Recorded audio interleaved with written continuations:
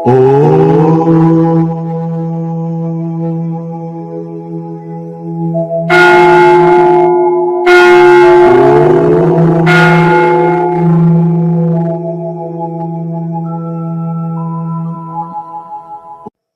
బ్రహ్మజ్ఞాన భారత్, జై జ్ఞాన వివేక భారత్, జై అన్నపూర్ణాదేవి అమృతాస్తం.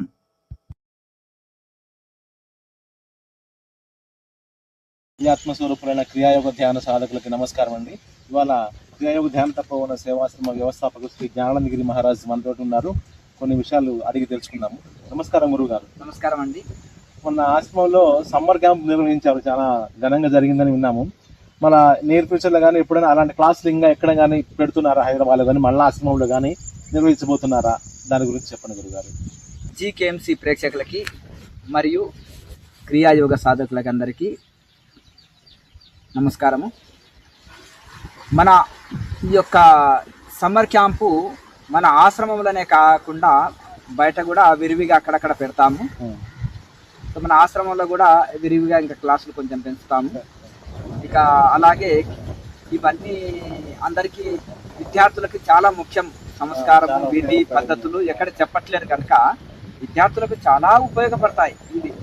ఎందుకంటే వాళ్ళకి దినచర్య, ఆహార నియమము, అలాగే ఆత్మవిశ్వాసము, మనోబలము, ఏకాగ్రత, అలాగే వాళ్ళకి మంచి మనశ్శాంతి, స్ట్రెస్ను తట్టుకునే విధానం, ఎట్లా అధిగమించాలి స్ట్రెస్ని, ఒత్తిళ్ళు, ఇవన్నీ వాళ్ళకి అంటే ఇవన్నీ క్రమశిక్షణ నేర్పడం జరుగుతుంది.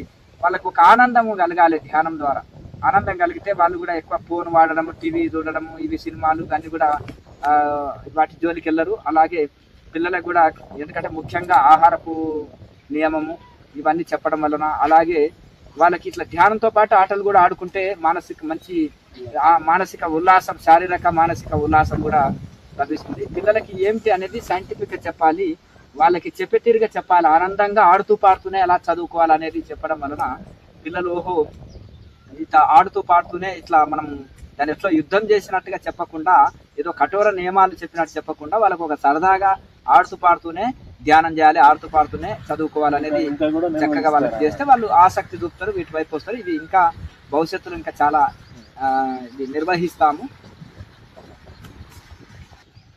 గురుగారు, మీరు రీసెంట్గా అన్నపూర్ణాదేవి అమృత హస్తం అని ఒక మంచి కార్యక్రమాన్ని ప్రారంభించారని తెలిసింది. దాన్ని అంటే ఇంకా ఎట్లా ముందుకు తీసుకుపోదలుచుకున్నారు మీరు? దాన్ని ఎట్లా నిర్వహిస్తారు ముందర? ఇంకా మన గోవిందాయపల్లి ఆశ్రమంలో ప్రతినిత్యం కూడా ఉదయం 11 గంటలకి అన్నదానం జరుగుతున్నది. ఇది ఇంకా దీన్ని మన కల్వకుర్తిలో అంటే జిల్లా స్థాయి, మండల స్థాయి వరకు ఇవి తీసుకెళ్లాలనే ఉద్దేశంతో కల్వకుర్తిలో ప్రారంభించడం జరిగింది. అంటే బయట కార్యక్రమం, అంటే బయట అన్నదాన కార్యక్రమం అనేది కల్వకుర్తి నుంచి ప్రారంభమైంది. అన్నపూర్ణాదేవి అమృత ఆస్తము కార్యక్రమము ఇది గ్రామ స్థాయి నుంచి, మండల స్థాయి నుంచి, జిల్లా స్థాయి నుంచి, రాష్ట్ర స్థాయి వరకు మొత్తం అంతటా కూడా నిర్వహిస్తాము. మన ఆశ్రమములో ఉన్న దేవాలయం పేరే శ్రీ కాశీ విశ్వేశ్వర అన్నపూర్ణాదేవి ఆలయం కనుక మనము నిత్యాన్నదానం ఆశ్రమంలో 11 గంటలకు జరుగుతుంది ప్రతిరోజు. బయట కూడా దీన్ని ఏంటంటే 250 కార్యక్రమాలు చేయాలనేదే మా యొక్క ఆశయం. ఎందుకంటే ఇప్పుడు మనము 2028 వరకెల్లా మేము 250 యూనిట్లుగా చేస్తాము. అయితే 2028 వరకు, 2028 ఉగాది వరకు కూడా 250 సెంటర్లలో నిత్యాన్నదాన సెంటర్స్ పెట్టాలనేది మా యొక్క లక్ష్యము, ఆశయం, సంకల్పం. కనుక ఇప్పుడు వాటికి కూడా అన్నదానము నిర్వహించడానికి కూడా గ్రామ స్థాయి, మండల స్థాయి, జిల్లా స్థాయి, రాష్ట్ర స్థాయి వరకు కన్వీనర్లను పెడతాము. వాళ్ళ ఆధ్వర్యంలో ఈ యొక్క అన్నదాన కార్యక్రమాలు జరుగుతుంటాయి. అలాగే మన ఆఫీస్ నెంబర్ కూడా కొన్ని మెసేజ్లు కానీ కొన్ని కాల్స్ కానీ వస్తున్నాయి. ఈ అన్నదాన కార్యక్రమానికి మేము సహకరిస్తామనే వాళ్ళు ఉన్నారు. చాలా సంతోషము. మేము మొదలుపెట్టిన కార్యక్రమానికి అంటే అందరి రెస్పాన్స్ ఇంత బాగా వస్తుందంటే చాలా సంతోషము. ఎందుకంటే ఎవరు ఏది చేసినా కానీ మనము వస్తు రూపంలో, ధన రూపంలో ఏది చేసినా డబ్బులు అయితే అకౌంట్కి పంపిస్తారు. ఏదన్నా వస్తువులు రూపంలో పంపిన అన్నదానానికి డైరెక్ట్ దేనికైనా రిసిప్ట్ ఇవ్వడం అనేది మన ధర్మము. మనం మొదటి నుంచి ఇస్తాము, తప్పకుండా రిసిప్ట్ తీసుకోవాలి.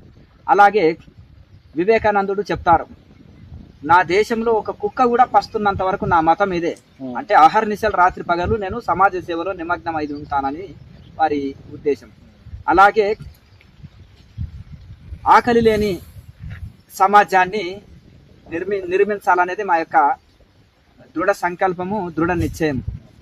కనుక ఇది ఒక్కరి వల్ల సాధ్యమయ్యేది కాదు. ఈ మహాయజ్ఞంలో ప్రతి క్రియావాన్, ప్రతి దయార్థ హృదయులైన భక్తులు,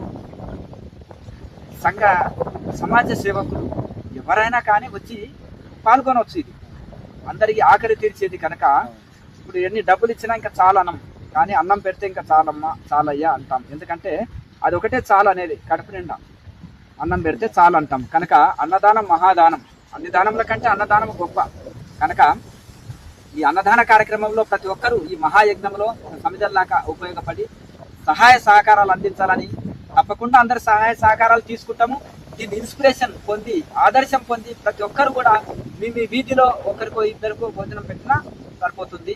అలాగే ప్రతి ఒక్కరు కూడా ఈ కార్యక్రమానికి సహాయ సహకారాలు అందించి ఈ కార్యక్రమాల్లో పాల్గొనాలని మేము ఆహ్వానిస్తున్నాము.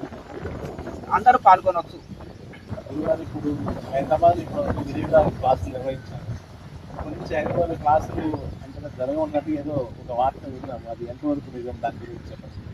అంటే ఇప్పుడు మనకు హైదరాబాద్ లో గత 3 సంవత్సరాల నుంచి అన్ని ఏరియాల్లో క్లాసులు పెట్టినాము.